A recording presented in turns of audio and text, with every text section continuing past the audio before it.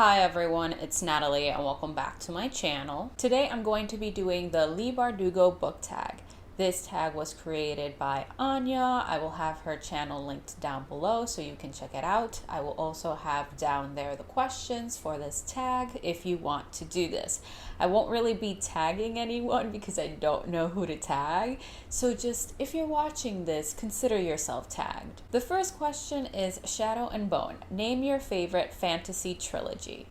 Now, listen. The answer I'm going to give, it's almost against my will, and the only reason I'm giving it is because one, I'm terrible at keeping up with series. I'm sorry, it's just who I am as a person.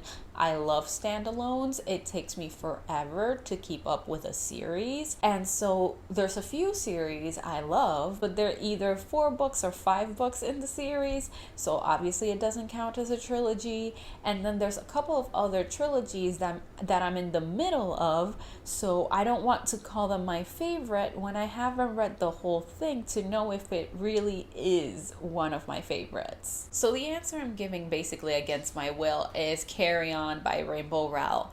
The Simon Snow trilogy, listen, I know Rainbow Rowell is trash.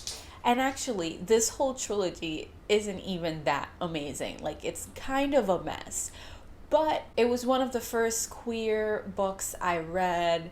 It just did a lot for me, and so I became attached to the characters and I just needed to know what happened to them. And so I am very fond of this trilogy, but essentially after this I'm done with Rainbow Rowell. Like, she completed the trilogy, so now I can let her go. Now I can move on with my life. And so she's my default answer only because she's one of the few that I've actually finished the trilogy.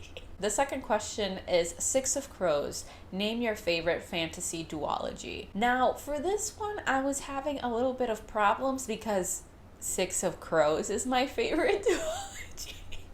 But obviously, I wasn't going to mention Six of Crows since the whole tag is based on Leigh Bardugo. Like, that's absurd. So I had to pick between 2 duologies where I really liked the first book but wasn't the hugest fan of the second book. And so I'm choosing to go with We Set the Dark on Fire by Taylor K. Mejia. Now listen, the first book I was 100% in. I was in love with the setting, the characters, the relationships, everything. I was obsessed. But then the second book was just boring, repetitive, meandering, and it just didn't serve what I wanted it to serve. But regardless, the first book for me was really, really, really strong, so I'm still gonna consider it a favorite, even if the ending was unsatisfying. The third question is King of Scars. Name your favorite supporting character who deserves their own story. So I'm gonna go with the grandmas of Darius from Darius the Great Is Not Okay by Adib Khorram. Actually, they're more important in the sequel, which is Darius the Great Deserves Better. But regardless, I can't remember their names, but I think Darius has 2 grandmas, and one of them transitioned later on in her life. And so I'm like, I need that story. I'm like, give me the background story. I need to know, one, how they got together in the first place, and then what it was like once the one that was transitioned. I'm like, give it all to me. Please, I'm living for this. So those are the ones that stuck out to me.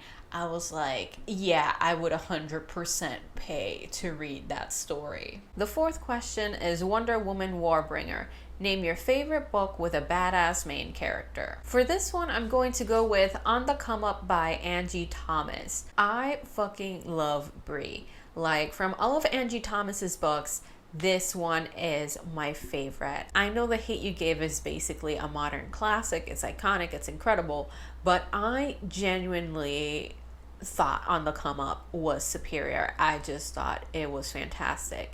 And a big part of it is because of Brie. I just liked following Brie's character, and I just think she's great. I just think she's phenomenal. And that if y'all have read The Hate You Give, but you have not read On the Come Up, You should. You just should. Like, what else do you need except a teenage girl who wants to be a rapper? Like, of course, obviously, just read it. Just read it. The fifth question is ninth house. Name your favorite book with an academic setting. Now for this one, I'm going to cheat a little bit because I'm a dark academia bitch, but I haven't actually read the dark academia books. I'm sorry, it's just the truth. I have not read the iconic dark academia books. And so, like, I can't mention The Secret History, I can't mention Ace of Spades, I can't mention countless others because I simply have not read them. But I'm going to basically mention We Are Okay by Nina LaCour. Now, I count this as an academic setting because it's basically one of those books that's a limited setting. It takes place in the dorm. Our main character is spending like winter break or some kind of break in the dorms by herself completely, and it's not really academic because she's not really talking about school. It's much more emotional and internal and stuff like that, but I'm gonna say it counts.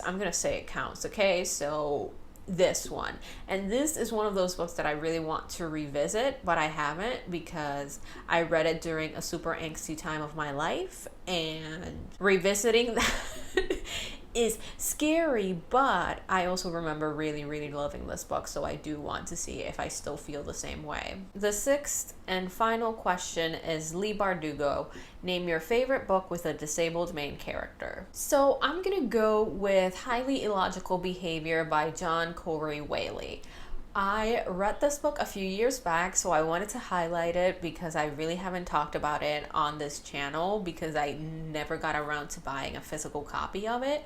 But if I'm not mistaken, it follows this agoraphobic main character, and it's basically about his struggles with that. I think it's also kind of a romance. Listen, the memories are foggy. I just remember thinking that it was really, really good, even though it was one of those books that kind of had annoying main characters. Listen, I can get behind annoying main characters, and at this point, I'm beginning to be like, I will begin to campaign in favor of annoying characters because I understand getting frustrated, especially in young adult, with annoying main characters, but I'm like, they're teenagers, okay? They're acting like teenagers. It's fine. It is what it is. They're being who and what they are. Anyway, this question isn't about that. I just have really fond memories of this book, and so I just wanted to mention it since I don't really talk about it on this channel. So yeah, that's it for all the questions in this tag. Thank you all so much for watching. If you enjoyed this video, please don't forget to like, comment, and subscribe. If you would like to follow me on any of my social media, I will have the links to that down below in the description. But for now, see you next time.